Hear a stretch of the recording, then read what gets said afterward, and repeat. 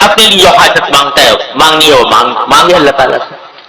یہ جو فرمایا کہ شکر سے حمد سے آغاز کرو، پہلا کام یہ کرو کہ اللہ تعالیٰ کی تعریف کرو، اللہ تعالیٰ کا شکر ادا کرو.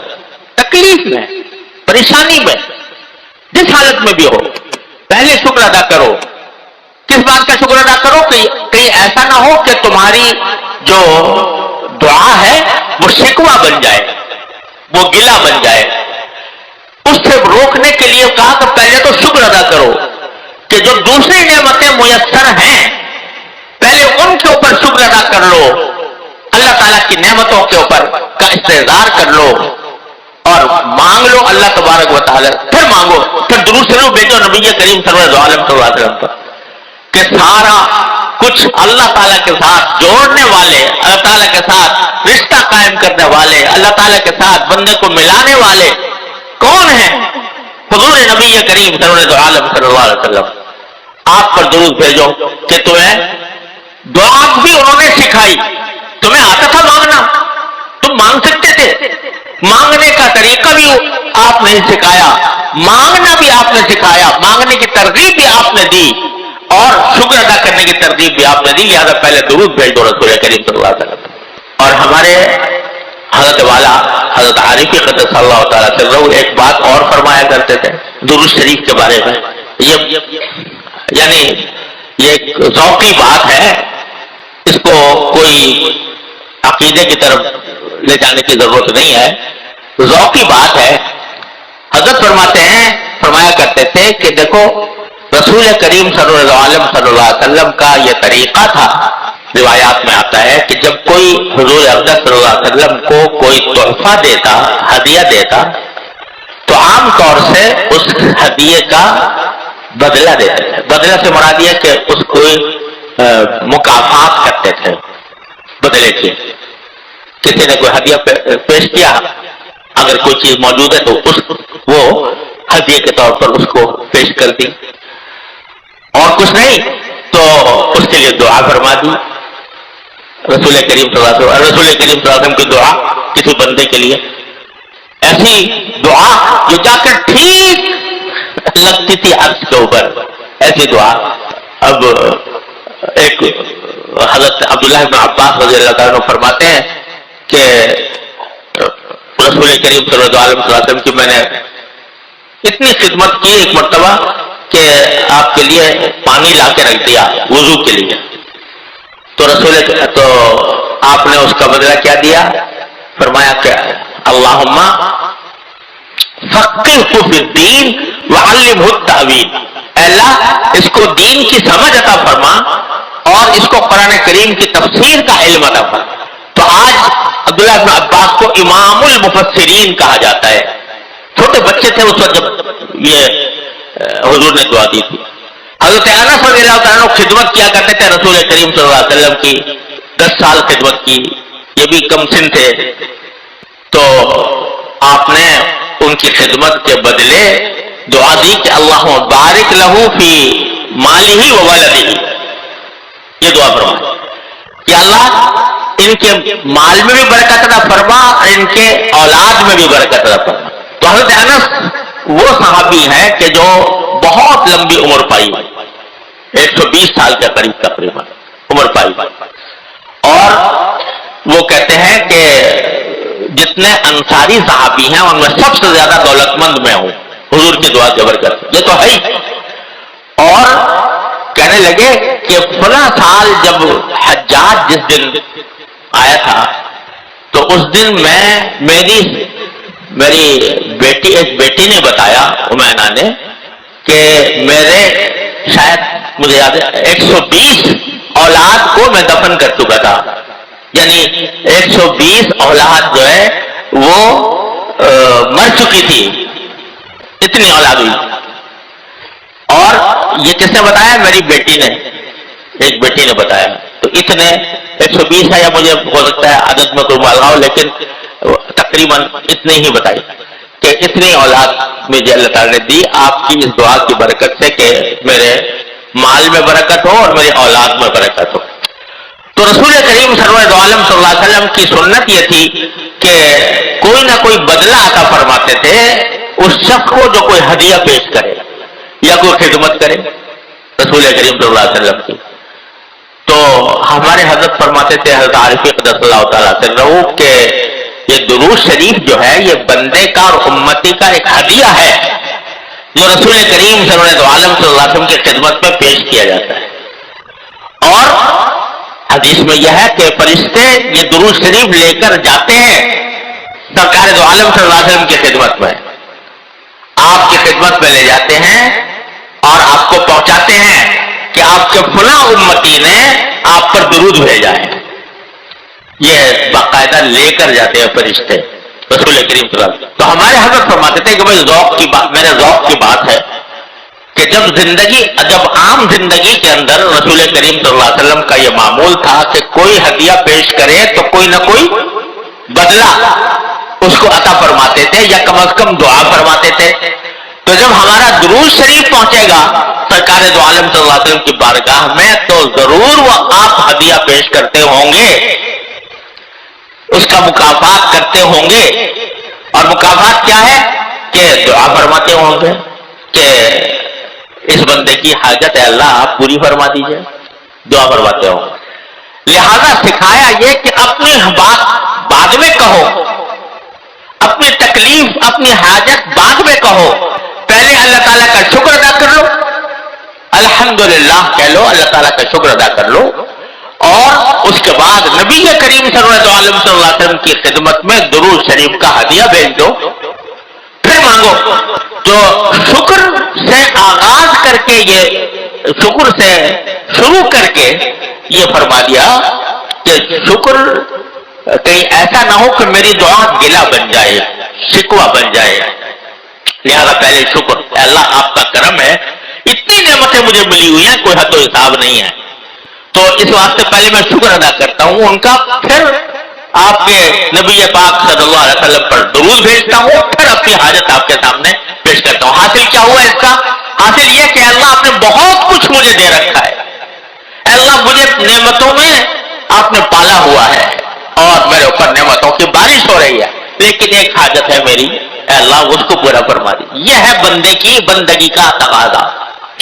تو کہیں بھی دعا کو شکوے اور گلے کا انداز نہ بننا چاہیے, بلکہ مجھے سچی بات ہے اپنے دوران کبھی کبھی مجھے ڈر لگا کہ جب یہ میں نے پچھلے جمعہ کو آپ حضرات سے عرض کیا تھا کہ میں دعا کرتا ہوں آپ بھی دعا کریں کہ اللہ تعالیٰ مجھے سجدے سے محروم نہ فرمائے, تو یہ کسی ہمارے ساتھی نے طالب علم نے سن لی ہے بات, اس نے کچھ شعر کہہ دیے اور وہ شعر کہہ کے شعر بڑے اچھے کہے ہوئے تھے انہوں نے, کچھ پر اس پر میں نے بھی اضافہ کر دیا. تو وہ یہاں تو آج دنیا میں ذرا سی بات کہو تو ساری دنیا میں پھیل جاتی ہے, سنا ہے کہ کہاں سے کہاں پہنچ گئی اور لوگوں نے اس پر کہاں سے کہاں پہنچ گئی. تو اس میں صرف دعا ہی دعا ہے کہ اللہ مجھے اپنی دہلیز تک پہنچا دے, مجھے سجدے میں کرنے کی توفیق عطا فرما دے, اور وہ پڑھے جانے لگے شعر لوگ.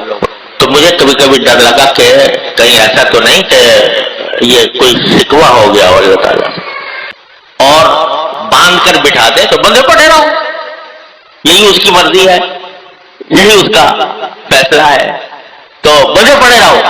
اور چونکہ شاید چابک کو برجستہ باز جب وہ کھول دے تو پھر تیز رفتاری سے کام کرو. تو تمہاری تجویز کیا ہے, تم کیا ہو, تمہاری تجویز کیا ہے؟ بات یہ ہے کہ فیصلہ انہی کا ہے اور اسی پر راضی رہنا چاہیے, اسی پر خوش رہنا چاہیے. جب وہ زمین کے سجدے کی نعمتیں اور اس کا اجر اور اس کا حساب وہ ایسے جھک کر سجدے کرنے میں دے رہے ہیں تو ان کا کرم ہے, ان کی عطا ہے, وہ کوئی ایسی بات نہیں ہے کہ جس کو معاذ اللہ برا مانا جائے. تو وہ تو ان کا فیصلہ. تو کیا کرو کہ راضی بقضا رہو, اللہ تعالیٰ کی تقدیر پر راضی رہو. چونکہ بر بے خط بندت بستباش چوں کشاید چب کو برجستہ باش. تو اللہ تبارک و تعالیٰ کی تعالیٰ چاہ رہے ہیں کہ تم ابھی بندے پڑے رہو تو رہو بندے پڑے ہوئے، کیا ہے، اسی میں ان کی رضا ہے، اسی میں ان کی خوشی ہے، تو اسی میں تمہاری خوشی ہونی چاہیے۔ حضرت ذوالنون مصری رحمۃ اللہ علیہ بڑے درجے کے اولیاء اللہ میں سے ہیں، ان سے کسی نے پوچھا کہ حضرت کیسے مزاج ہیں، کیا حال ہے؟ تو انہوں نے جواب میں فرمایا تم اس شخص کا کیا حال پوچھتے ہو، اس شخص کا کیا حال پوچھتے ہو جس میں دنیا کا کوئی کام اس کی مرضی کے بغیر نہیں ہوتا۔ اپنے بارے میں فرمایا کہ دنیا میں جتنے کام ہو رہے ہیں میری مرضی کے خلاف کوئی کام نہیں ہوتا، سب کام میری مرضی سے ہوتے۔ وہ بڑا حیران ہوا کہ بھئی یہ کیسے آپ نے کہہ دیا کہ جو کام ہوتا ہے میری مرضی سے ہوتا ہے، یہ تو بڑے بڑے لوگوں کو بھی حاصل نہیں ہوتی یہ بات کہ ہر کام ان کی مرضی سے ہو رہا ہو۔ یہ کیسے ہوتا ہے کہ ہر کام آپ کی مرضی سے ہوتا ہے؟ کہا میں نے اپنی مرضی کو اللہ کی مرضی میں فنا کر دیا ہے، میں نے اپنی مرضی کو اللہ کی مرضی میں فنا کر دیا ہے کہ میری مرضی وہی ہے جو میرے مولا کی مرضی ہے، جو اس کی رضا ہے، اس کی رضا یہ ہے کہ میں بیمار رہوں، مجھے میری رضا بھی اس میں ہے، اس کی مرضی یہ ہے کہ میں کسی پریشانی میں ہوں، میری مرضی بھی یہی ہے، یعنی میں اس کو اپنی مرضی کو میں نے فنا کر دیا اللہ تعالیٰ کی مرضی میں۔ ہاں مانگنا سنت ہے مانگوں گا اللہ تعالیٰ سے، لیکن مرضی یہ ہے کہ جب تک آپ بیمار رکھے میں بھی راضی ہوں اس کے اوپر، جب آپ صحت مند کر دیں میں اس کے اوپر راضی ہوں، تو میں نے مرضی اپنی ساری فنا کر دی ہے ان کو۔ تو بھائی اللہ تبارک و تعالیٰ کے انعامات کا آدمی اگر دھیان رکھے تو پھر کبھی اس کے دل میں نہ ناشکری پیدا ہو، نہ کفران نعمت ہو، نہ کوئی اللہ بچائے شکوہ اور گلہ کبھی خیال میں آئے۔ حضرت عون ایک بڑے بزرگ ہیں، تابعی ہیں، تو وہ ایک حدیث آتی ہے جس میں رسول کریم صلی اللہ علیہ وسلم نے فرمایا، یاد رکھنے کی اور عمل کرنے کی حدیث ہے۔ رسول کریم صلی اللہ علیہ وسلم نے ارشاد فرمایا کہ دین کے معاملے میں ہمیشہ اپنے سے اوپر کو دیکھو، دین کے معاملے میں اپنے سے اوپر کو، جو تم سے زیادہ دین پر عمل کر رہا ہے، جو زیادہ عبادت گزار ہے، جو اللہ تعالیٰ کے ساتھ زیادہ تعلق رکھتا ہے، اللہ تعالیٰ کے احکام پر زیادہ عمل کرتا ہے، اس کو دیکھا کرو۔ اس کو دیکھو گے تو دل میں رغبت اور ترغیب پیدا ہوگی کہ ہم بھی اس جیسے ہو جائیں، ہم بھی اس جیسے ہو جائیں، اس کے قریب پہنچ جائیں۔ تو دین کے معاملے میں اپنے سے اوپر کے لوگوں کو دیکھو، بڑے بڑے بزرگوں کو دیکھو، بڑے بڑے اولیاء کو دیکھو، وہ کس طرح زندگی گزار رہے ہیں، تو آدمی کو کبھی عجب پیدا نہیں ہوگا، یعنی کبھی دل میں یہ نہیں آئے گا کہ میں بہت اچھا ہوں، ارے بھائی جب وہ نظر آ رہے ہیں تو کون سا۔ تو جب آدمی اپنے سے اچھے لوگوں کو دیکھتا ہے، اپنے سے زیادہ عبادت گزار اور اطاعت شعار لوگوں کو دیکھتا ہے، تو اس کے اندر میں رغبت پیدا ہوتی ہے، تکبر کبھی نہیں آئے گا، تکبر پاس نہیں آئے گا۔ اور اس کا مظاہرہ ہوتا ہے حرمین شریفین میں۔ حرمین شریفین میں اگر اللہ تعالیٰ توفیق دے جانے کی، حج میں، عمرے میں کہیں، تو وہاں پر کسی بھی شخص کو اپنی عبادت پر غرہ نہیں ہو سکتا، کیونکہ کتنی ہی عبادت کر لے اپنے سے زیادہ کرنے والے نظر آئیں گے، کتنے ہی کر لے وہاں نظر آئیں گے جو اب اس کا مقام نہیں، اور نہ اللہ تعالیٰ کیا وہ چل سکتی ہے، نہ ایسا کوئی شخص سفارش کر سکتا ہے اللہ تعالیٰ کے اذن کے بغیر۔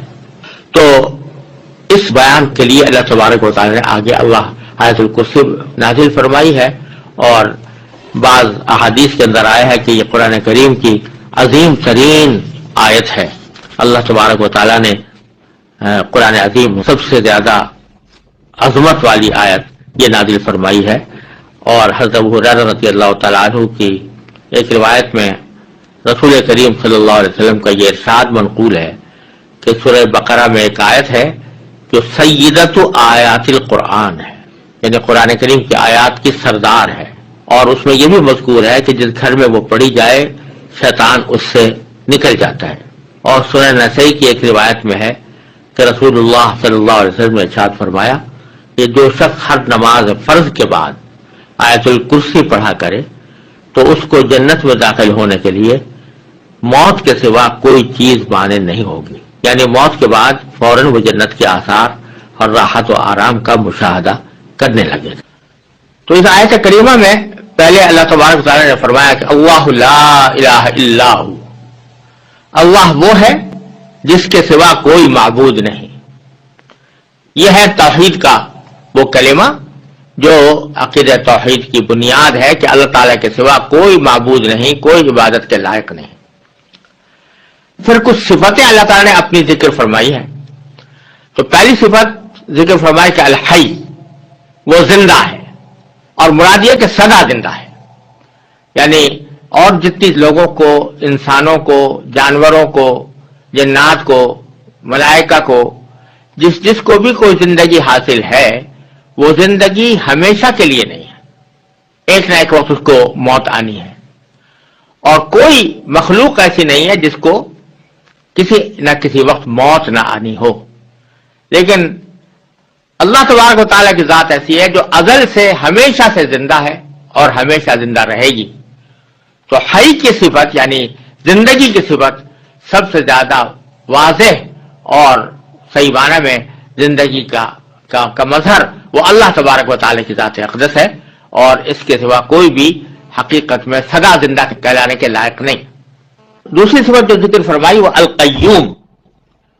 القیوم کا ترجمہ ہم نے کیا کہ جو کائنات کو سنبھالے ہوئے ہے، اور اصل میں یہ لفظ جو ہے یہ نکلا ہے قیام سے، اور قائم کہتے ہیں کھڑے ہونے والے کو، اور قیوم اور قیام اسی کے مبالغے کا صیغہ ہے، اور ان کے معنی ہے جو خود بھی قائم رہے اور خود قائم رہ کر دوسروں کو قائم رکھے اور دوسروں کو سنبھالے رکھے۔ تو جب اللہ تبارک و تعالیٰ کے لیے لفظ قیوم استعمال کیا جاتا ہے تو یہ اس کا معنی یہ ہے کہ یہ اللہ تعالیٰ کی وہ خاص صفت ہے جس میں کوئی مخلوق شریک نہیں ہو سکتی، کیونکہ جو چیزیں خود اپنے وجود اور بقا میں کسی دوسرے کی محتاج ہوں وہ کسی دوسری چیز کو کیا سنبھال سکتی ہیں۔ لہذا کائنات کو سنبھالنے والے کی ذات تو صرف اللہ تبارک و تعالیٰ کی ہے، اور کوئی دنیا میں یا کائنات میں کوئی اور مخلوق، کوئی اور چیز ایسی نہیں ہو سکتی جو دوسری کائنات کی چیزوں کو سنبھالے۔ وہ تو خود اپنے آپ کو سنبھالنے کے لیے محتاج ہے، اللہ تعالیٰ کے حکم کی محتاج ہے، لہذا کوئی دوسری ذات قیوم نہیں ہو سکتی۔ اور یہی وجہ ہے کہ چونکہ یہ اللہ تبارک و تعالیٰ کی مخصوص صفت ہے جو کسی اور کے لیے استعمال نہیں ہو سکتی، اس لیے کسی انسان کو قیوم کہنا جائز نہیں۔ یہ جو ہمارے ہاں رواج چل پڑا ہے کہ جن لوگوں کا نام عبد القیوم ہوتا ہے ان کو عبد القیوم کے بجائے